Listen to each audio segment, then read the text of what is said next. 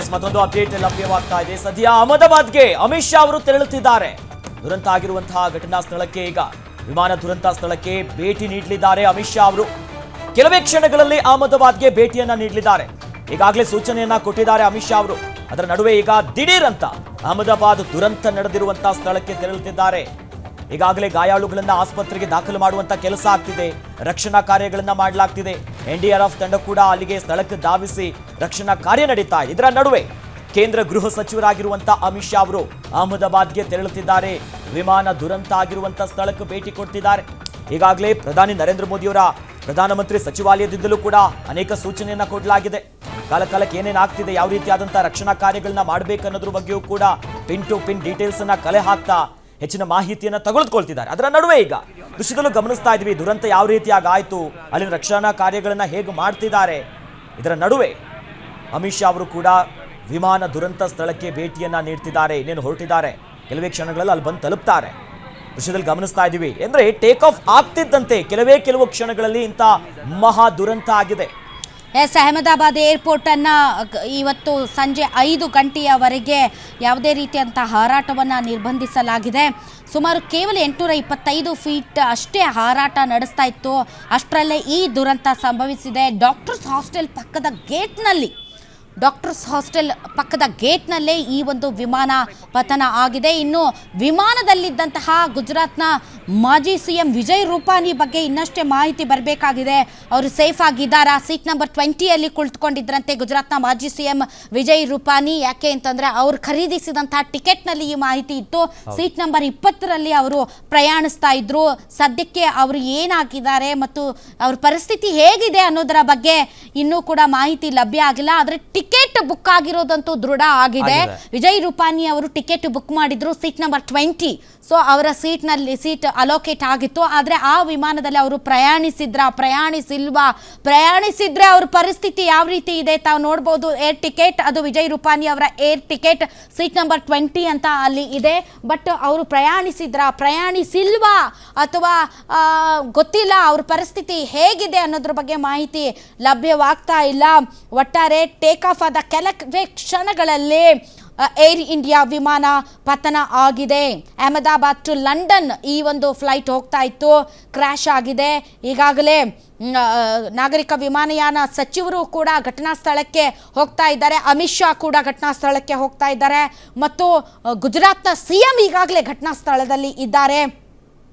ಈಗಾಗಲೇ contact numbers ಅಂದರೆ emergency contact ನಂಬರ್ಸನ್ನು ಕೂಡ ಡಿಸ್ಪ್ಲೇ ಮಾಡ್ತಾ ಇದ್ದಾರೆ. A1171 ವಿಮಾನ, ಬೋಯಿಂಗ್ ವಿಮಾನ ಏನು ಕ್ರ್ಯಾಶ್ ಆಗಿದೆ, ಈ ಒಂದು ಕ್ರ್ಯಾಶ್ನಲ್ಲಿ ಪ್ರಯಾಣಿಸ್ತಾ ಇದ್ದಂಥ ಪ್ರಯಾಣಿಕರ ಮಾಹಿತಿಗೆ ಸಂಬಂಧಪಟ್ಟಂತೆ ಎಮರ್ಜೆನ್ಸಿ ಕಾಂಟ್ಯಾಕ್ಟ್ ನಂಬರನ್ನು ಕೂಡ ಈಗಾಗಲೇ ಕೊಡಲಾಗಿದೆ. 1800569144 1800569144 ಇದು ಎಮರ್ಜೆನ್ಸಿ ಕಾಂಟ್ಯಾಕ್ಟ್ ನಂಬರ್. ಭಾಳಷ್ಟು ಜನರಿಗೆ ನಾವು ನೋಡಿದ್ದೀವಿ. ಯಾಕೆ ಅಂತಂದರೆ ಈ ಥರ ವಿಮಾನಗಳು ಪತನ ಆದಂತಹ ಸಂದರ್ಭದಲ್ಲಿ ಮಾಹಿತಿಗೋಸ್ಕರ ಯಾವ ರೀತಿ ಪ್ರಯಾಣಿಕರ ಸಂಬಂಧಿಕರು ಮತ್ತು ಕುಟುಂಬಸ್ಥರು ಒದ್ದಾಡ್ತಾ ಇರ್ತಾರೆ ಅಂತ. ಅಹಮದಾಬಾದ್ನಿಂದಲೇ ಟೇಕ್ ಆಫ್ ಆಗಿರೋದ್ರಿಂದ ಭಾಳಷ್ಟು ಜನ ಗುಜರಾತ್ನ ಸುತ್ತಮುತ್ತನೇ ನೆಲೆಸ್ತಿರ್ತಾರೆ. ಕುಟುಂಬ ಸದಸ್ಯರು ಘಟನಾ ಸ್ಥಳಕ್ಕೆ ಧಾವಿಸ್ತಾ ಇದ್ದಾರೆ. ನೋಡಿ, ಟೇಕ್ ಆಫ್ ಆದ ಕೆಲವೇ ಕ್ಷಣಗಳಲ್ಲಿ ಇನ್ನೂ ಅದೇನೋ ಹೇಳ್ತಾರಲ್ಲ, ಆಕಾಶಕ್ಕೆ ಹಾರೇ ಇರಲಿಲ್ಲ. ಸುಮಾರು 825 ಫೀಟ್ ಮಾತ್ರ ಹೈಟಲ್ಲಿ ಇತ್ತು. ಸೊ ಯಾವ ರೀತಿ ಅಪಘಾತಕ್ಕೀಡಾಗಿದೆ ಈ ವಿಮಾನ ಅನ್ನೋದರ ದೃಶ್ಯಗಳನ್ನು ತಾವೀಗ ನೋಡ್ತಾ ಇದ್ದೀರಿ ವೀಕ್ಷಕರೇ. ಟೇಕ್ ಆಫ್ ಆದ ಕೆಲವೇ ಕ್ಷಣಗಳಲ್ಲಿ ಪೈಲಟ್ ATCಗೆ ಹೇಳ್ತಾರೆ ಎಂಜಿನ್ನಲ್ಲಿ ಸಮಸ್ಯೆ ಇದೆ ಅಂತ. ಸೊ ಇದು ಘಟನಾ ಸ್ಥಳದ ವಿಜುವಲ್ಸ್ ಅಂತ ಅನಿಸುತ್ತೆ. ಇದು ಡಾಕ್ಟರ್ಸ್ ಹಾಸ್ಟೆಲ್ ಅಂತೆ. ಹಾಸ್ಟೆಲ್ ಪಕ್ಕದಲ್ಲೇ ಪಾರ್ಕಿಂಗ್ ಸ್ಪೇಸ್ ಏನಿರುತ್ತೆ ಅಲ್ಲಿ ಈ ವಿಮಾನ ಪತನ ಆಗಿದೆ. ಸೊ ಗುಜರಾತ್ CMಗೆ ಕರೆ ಮಾಡಿ ಅಮಿತ್ ಶಾ ಅವರು ಮಾಹಿತಿ ಪಡೀತಾ ಇದ್ದಾರೆ. ಈಗಾಗಲೇ ತುರ್ತು ರಕ್ಷಣಾ ಕಾರ್ಯಾಚರಣೆ ಕೂಡ ಆರಂಭ ಆಗಿದೆ. ನಿಜಕ್ಕೂ ಕೂಡ ಇದು ಒಂದು ದೊಡ್ಡ ದುರಂತ. ಇದರ ಬಗ್ಗೆ ದೊಡ್ಡ ತನಿಖೆನೇ ನಡಿಬೇಕು. ಯಾಕೆ ಅಂತಂದರೆ ಏರ್ ಇಂಡಿಯಾ ಬಗ್ಗೆ ಆಗಾಗ್ಗೆ ಭಾಳಷ್ಟು ಜನ ಪ್ರಯಾಣಿಕರು ಕಂಪ್ಲೇಂಟನ್ನು ರೇಸ್ ಮಾಡೋದು ಮತ್ತು ಸರಿ ಇಲ್ಲ ಅನ್ನೋದ್ರ ಬಗ್ಗೆ ಆಗಾಗ್ಗೆ ವಿಡಿಯೋಗಳನ್ನು ಮಾಡಿ ಹಾಕೋದು, ಇದನ್ನೆಲ್ಲ ನಾವು ಪದೇ ಪದೇ ನೋಡ್ತಾ ಇದ್ವಿ. ಆದರೆ ಇವತ್ತು ಈ ದುರಂತ ಸಂಭವಿಸಿದೆ. ಅದರಲ್ಲೂ ಕೂಡ ವಿಮಾನಯಾನ ವಿಚಾರದಲ್ಲಿ ಭಾರತದ ವಿಮಾನಯಾನ ಒಂದು ಕಂಪನಿಗಳ ಬಗ್ಗೆ ಮತ್ತು ವಿಮಾನಯಾನದ ಬಗ್ಗೆ ಆಗಾಗ್ಗೆ ಕೆಲವೊಂದು ಅಪಸ್ವರಗಳು ಅಲ್ಲಲ್ಲೇ ಕೇಳ್ತಾ ಇದ್ವು. ಆದರೆ ಇವತ್ತು ಈ ಒಂದು ವಿಮಾನ ದುರಂತ ಏನಿದೆ ಇದು ನಿಜಕ್ಕೂ ಕೂಡ ಭಾರತದ ಇತಿಹಾಸದಲ್ಲೇ ಅತಿ ದೊಡ್ಡ ದುರಂತ. ಮರಕ್ಕೆ ಡಿಕ್ಕಿ ಹೊಡೆದು ಕಟ್ಟಡಕ್ಕೆ ಡಿಕ್ಕಿ ಹೊಡೆದಿದೆ ವಿಮಾನ.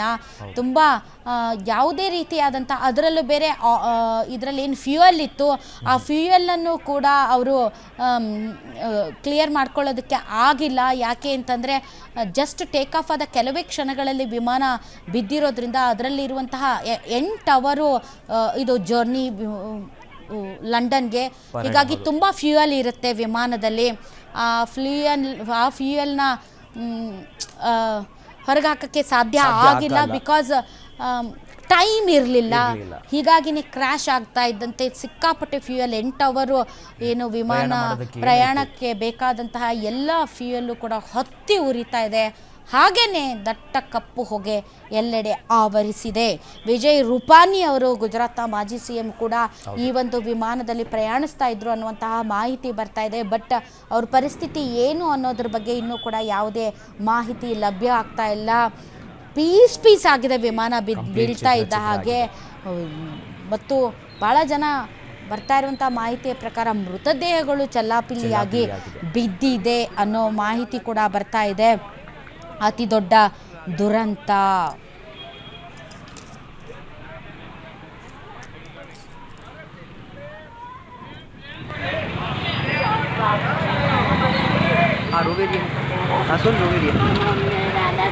मम्मी दादा भी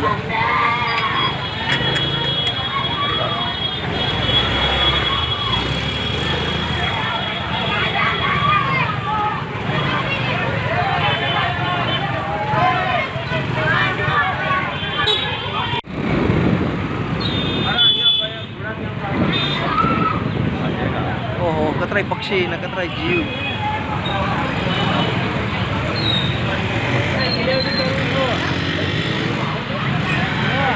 हल्दी और पूरा लागे वो आग लगी हमें